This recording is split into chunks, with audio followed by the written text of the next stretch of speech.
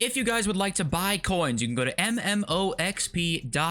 There will be a link in the description. They are the cheapest and safest option. You can use my code JFC at checkout for a 5% discount. So I was seeing some tweets on Twitter of people trying to sort of like address the post Team of the Year problem, where there's people that just got some great Team of the Year SBCs or possibly some great Team of the Year cards if they packed them. And now there's sort of this little lull over the next maybe month where it's like, okay, if you have a Team of the Year in your team or some SBCs or whatever, a Team of the Year Evo that came out, obviously, with the blueprint one, it's like, okay, our card's gonna be able to compete with that for a while. So you're kind of in this lull of a few weeks to a month where it's like, I probably can't upgrade my team too much. So I've seen some tweets of people trying to address this issue, and I saw this Nepenthes tweet, so I want to, point this one out and kind of talk about it and talk about where we, I think, forget about what the main issue is at hand sometimes. I think we sometimes forget just how not long ago it was that this wasn't as big of an issue. And it wasn't because of a couple reasons that are now taken away from us because, well, EA decided to. So thank you for being here, though, on the second channel. I appreciate every single one of you who just tunes in to hear me speak about whatever. And I do want to also mention to you guys, do you want to see just more of this, or do you want to see a lot more gameplay stuff too, or both? I always want to know what you guys want to see, because I obviously could like upload gameplay every other day basically of my division rival stuff, and I feel like you can get that from so many different creators out there that I feel like the market's kind of saturated for that a bit. So I don't even know if that's like interesting to people, or maybe it is interesting. I'm not even sure. But okay, Nepenthes, let's read this tweet and talk about it. So one thing that FC25 suffers from not having, which is more of a sports game genre issue than anything else, is a progression into an end game. We do get the end of the game cycle stuff eventually, but that doesn't really tackle the issue. EA needs something seasonal too, that resets progress within the season, but helps grow the main part of the game, which we'll get into what I think he means by that here. People love the start of Ultimate Team because the grind of building your team is engaging until you reach the sticking point of needing something significant to improve. If we had almost a reset every 4 to 6 weeks within a season system, it could give a much needed engagement boost to FC. And I think we easily forget what we had like just it's a few years ago. It's probably more than a few years ago at this point, but okay, let's not get ahead of ourselves. So I think what he means by EA needs something seasonal too that resets within the season but helps grow the main part of the game. What he means by that, I think, is this. He means the World Cup mode that was a separate mode, but then that helps you like get things for your main team as well. That resets every 4 to 6 weeks, and then you get stuff for your main team then as well by doing that, which I think that we're trying to like stick a band-aid over the genuine issue at hand. And the very first issue is like this sentence here of people love the start of Ultimate Team. That's true, because the grind of building your team is engaging until you reach the sticking point of needing something significant to improve. Why is it this way? I mean, there's only one reason why it's this way now, and that's because EA want you to have that top tier card be completely unachievable unless you go to the store. This didn't used to be a problem. In FIFA 19, there was a way to grind basically everything through the menus. You were able to earn millions on millions on millions of tradable coins, plus fodder too, to then go and get whatever card you wanted to if you're willing to put in hours and hours and hours into the game. There was basically something to constantly improve to, because you actually could go and get that R9 card or one of the R9 cards right now if you actually put in a stupid amount of time, which I know is still not the perfect solution because you had to put in a ton of time, obviously, but you could actually go and get those crazy cards. So there was always really something to improve towards as the year went on, right? You basically never were out of options and never out of things to do, because there was always more coins to make, more coins to make. And that's a good way to do it because you could spend coins on multiple things, right? Not just players. Whereas right now, if you get a crazy untradeable Team of the Year team, you're like fucked if you have no coins, right? You're basically stuck with this team and then that's it. You're like, you have nothing to do then at that point. And that's why he wants a reset every 4 to 6 weeks. But we're once again, the biggest issue at hand here is EA took that system away from us in FIFA 19 and probably FIFA 18 as well, probably FIFA 22. But that FIFA 19 system was so good, EA were like,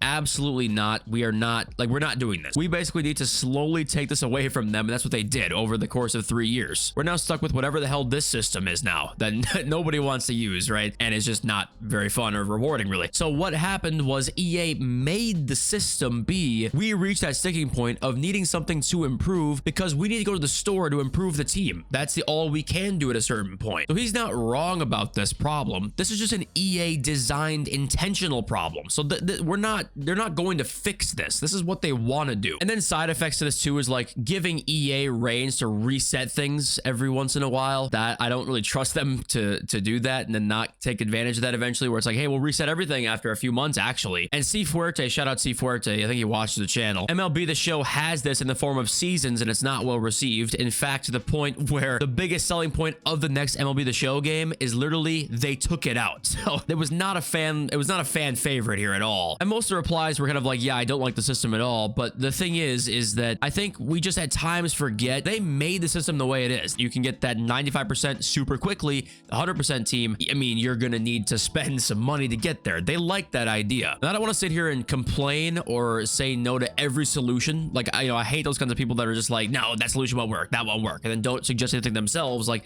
obviously you want to create solutions to problems that we have. And Nep's just tweeting something out like it's not that big of a deal. And Haber says he might want a prestige system in the game, like something like that. He doesn't even say that he knows exactly how it would work, but just something like that might be cool. But then Diagonal, I just read this right now, and this is exactly like what I'm trying to say. Instead of adding a new World Cup mode and giving EA reins to take more things away from us, which maybe isn't even the worst idea, but Diagonal, who makes FIFA videos, by the way, is also an anti-EA guy as well. Good and consistent gameplay, a tournament mode, and less promos really help with this. While having some sort of reset could be good, we also had decent progression in older FIFAs because old cards could still be good throughout the cycle. So yes, there's multiple facets to this. It's hard to sit here and say we need like drastic change to progression. We don't even have game modes that are good. We have shit game modes. We have no mode we can hop into at any point and just play and get rewards for. We only have modes that are once a week rewards. I can't hop onto Rivals right now and actually earn shit. I can't. I have to wait until Wednesday night or Thursday morning. Weekend League is 15 games now,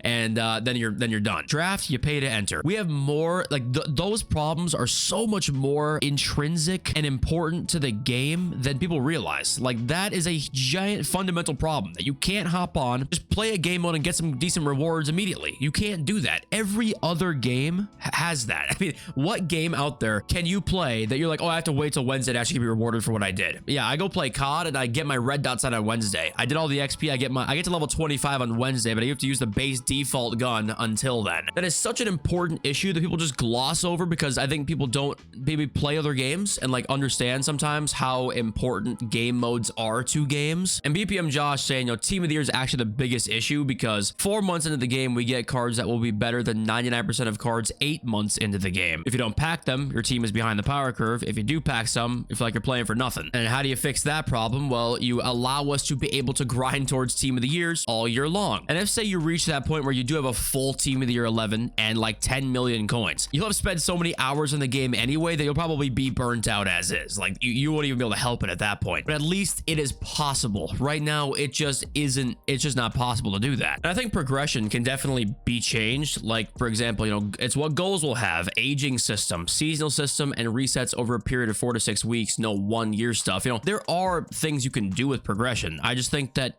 we can't give progression a fair shout right now when every way to make progression good, EA aren't going to give us. Like, they aren't going to give us ways to make progression better because they like the system that they have right now. Until this system is proved to not make them money, they will keep this system in whatever system we have, if that makes sense. So once again, back to the original tweet, this sticking point isn't like a side effect of the game. It maybe slightly is, but if you've been playing the game since day one, the way to probably significantly upgrade your team right now is through FIFA points, because they're probably cards that are 2 million coins plus, 3 million coins plus, to like actually objectively make your team better. Not maybe make your team better, not laterally move your team, literally move the needle on your attack. It's going to be 2, 3, 4 million coins, right? And that is just not a coin total most people have right now, especially because there's 11 players on the field that you have to upgrade. So that is the biggest issue, is that this is an intentional system. And of course, right now the profits actually are down, and they've been doing this for longer than just this year. So you would maybe say right now they're probably trying to figure it out, because FIFA 23, this kind of started, I feel like. Maybe it was more like 22, but I feel like it's 22 and 23 or so this really started. And of course the profits are going up at that time,